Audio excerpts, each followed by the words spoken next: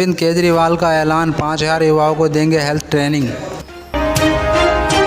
PM Modi corona योद्धाओं के लिए लॉन्च करेंगे कस्टमाइज कैरियर कोर्स। कथित भड़काऊ भाषण देने के मामले में मिथुन चक्रवर्ती से पूछताछ कर रही है पुलिस। अब देश में ग्रीन फंगस की दस्तक, इंदौर में आया पहला केस। गुजरात के आनंद जिले में एक ही परिवार में 10 लोगों की मौत।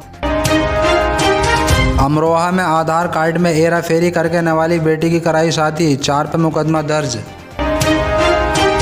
यूपी में गाजीपुर में नाविक को गंगा किनारे मिला लड़की का बॉक्स, खोला तो चुंदरी में लिपटी मिली एक नवजात। कानूनी छूट खत्म होने के बाद ट्विटर पर एफआईआर दर्ज कराने वाला पहला राज्य बना उत्तर प्रदेश।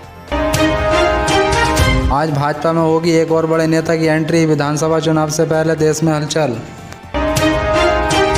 विधानसभा चुनाव से पहले आज बीजेपी में शामिल हो सकता है बड़ा नेता। आप देख रहे हैं एसएम न्यूज़ लाइव। ताज़ा खबरें पाने के लिए हमारे चैनल को सब्सक्राइब कर लें। अगले साल 7 राज्यों में होने वाले विधानसभा चुनावों को लेकर राजनीतिक पार्टियों ने अभी से कमर कस ली है। चुनावी हलचलों को देखते हुए कई पार्टियों ने नेता अभी से अपने दल छोड़कर दूसरे दलों का रास्ता पकड़ने लगे हैं। हाल ही में बीजेपी में शामिल हुए कांग्रेस के वरिष्ठ नेता जतिन प्रसाद के बाद आज फिर बीजेपी के दफ्तर में हलचल तेजी से दिखाई दे रही है। ऐसी खबर आ रही है कि आज बीजेपी में कोई बड़ा नेता शामिल होने जा रहा है।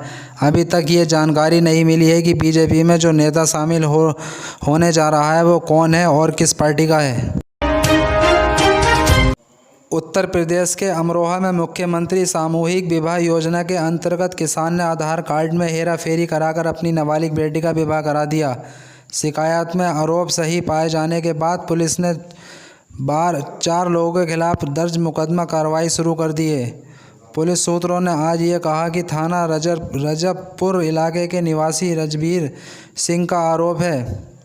उन्होंने 6 जुलाई 2019 को जोया ब्लॉक में हुई मुख्यमंत्री सामूहिक विवाह योजना के तहत अपनी बेटी कामनी की शादी गजरौला थाना क्षेत्र के गांव बिजौरा निवासी राजू के बेटे अरविंद से कराई थी। शादी संपन्न होने के बाद दोनों को योजना का लाभ मिला था, परंतु कुछ समय बाद ही दंपति अलग अलग हो गए। दिल्ली के मुख्यमंत्री अरविंद केजरीवाल ने बुधवार को कहा कि उनकी सरकार ने 5000 हेल्थ असिस्टेंट तैयार करने की एक बहुत महत्वाकांक्षी योजना बनाई है। 5000 युवाओं को 2 हफ्ते की ट्रेनिंग दी जाएगी। आईपी यूनिवर्सिटी से ये ट्रेनिंग दिलवाएगी। दिल्ली के 9 बड़े मेडिकल इंस्टीट्यूट में बेसिक ट्रेनिंग दी जाएगी।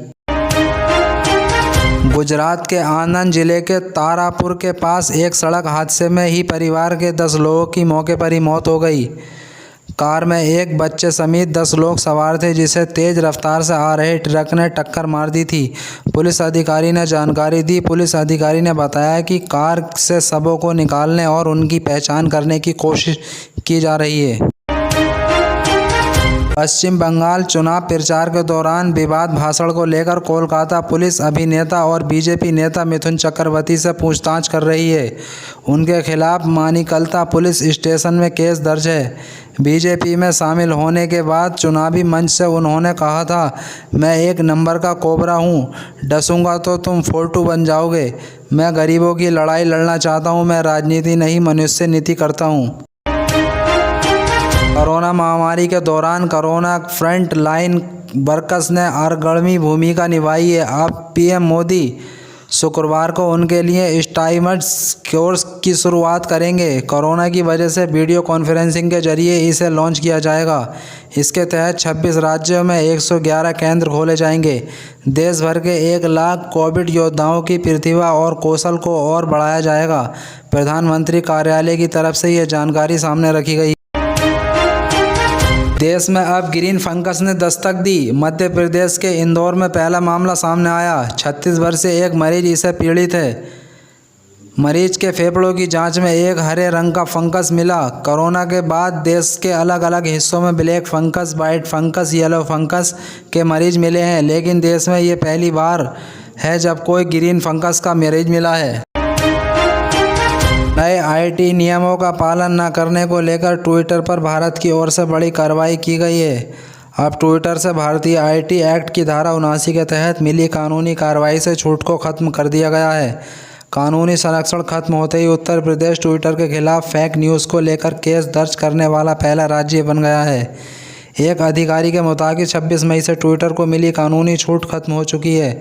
सरकार ने पहले ही ट्विटर को ये चेताया था कि अगर उसने इन नए आईटी नियमों का पालन नहीं किया तो उसे आईटी कानूनों के तहत द्वितीय से छूट मिली है वो वापस ले ली जाएगी। इसके साथ ही उसे आईटी कानून का अन्य दंडात्मक प्रावधानों के तहत कार्रवाई के लिए तैयार रहना होगा। देश के कई राज्यों में साल 2022 के दौरान विधानसभा चुनाव होने हैं। ऐसे में संबंधित राज्यों में राजनीतिक गतिविधियां काफ़ी तेज हो गई हैं। सूत्रों का दावा है कि बुधवार 16 जून को भाजपा में एक और बड़े नेता शामिल हो सकते हैं। भाजपा के सूत्रों के मुताबिक आज सुबह भाजपा में एक बड़े नेता शामिल होने जा रहे हैं। ऐसे में हर किसी की नज़र इस राजनीतिक गतिविधि पर टिकी गई है। उत्तर प्रदेश के गाजीपुर में मंगलवार को गंगा नदी में उतरता हुआ लकड़ी का बॉक्स दिखाई दिया। नदी किनारे रह रहे एक नाविक ने जब बॉक्स खोलकर देखा तो उसमें एक नवजात बच्ची मिली। बॉक्स में मां दुर्गा की फ़ोटो के साथ कई देवी देवताओं के फ़ोटो लगे थे। इसमें एक जन्म कुंडली भी मिली थी। बच्ची को पुलिस आशा ज्योतिष केंद्र ले गई है। बच्ची की पूरी तरह स्वस्थ बताई जा रही है।